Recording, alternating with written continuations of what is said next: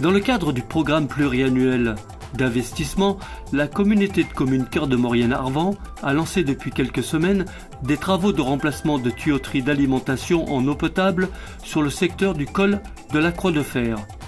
On retrouve sur le site Gilbert Derrier, le vice-président de la 3CMA. Eh bien, c'est un chantier qui consiste à remplacer un tronçon de la tuyauterie principale qui amène l'eau des lacs Bramant jusqu'à Saint-Jean-de-Maurienne en desservant les communes de Saint-Sorlin, Saint-Jean-d'Arves, Villars-Rambert, Fontcouverte et Saint-Pancrace. C'est un chantier qui consiste à remplacer environ 1 km de tuyauterie. Cette tuyauterie était dégradée à cause d'une qualité d'eau agressive.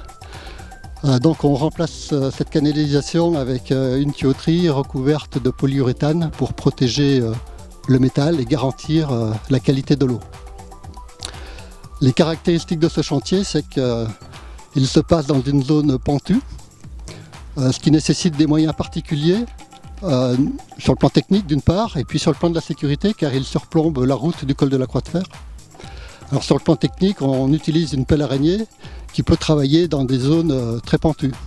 Et sur le plan de la sécurité, nous avons défini des mesures avec le TDL de Maurienne pour éviter les chutes de blocs de pierre sur la route, car la route n'est pas fermée à la circulation. Et ces mesures consistent à mettre des filets, des grillages en limite de fouille pour éviter que les pierres ne descendent sur la route. Parallèlement, nous avons mis des feux tricolores pour réguler la circulation, ainsi que des vigiles pour éventuellement arrêter le chantier si la circulation est trop importante.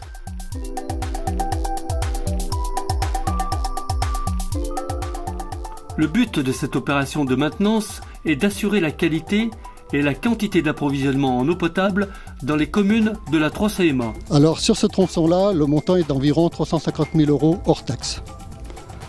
Voilà, sur l'ensemble de la conduite principale, il y a un autre chantier qui va se dérouler cet été un peu plus haut, juste en aval des lacs Bramant. Et c'est également 1 km de tuyauterie à remplacer pour un montant équivalent de 350 000 €, ce qui fait un investissement cette année de 700 000 €. La fin des travaux est prévue à la fin du mois de juin.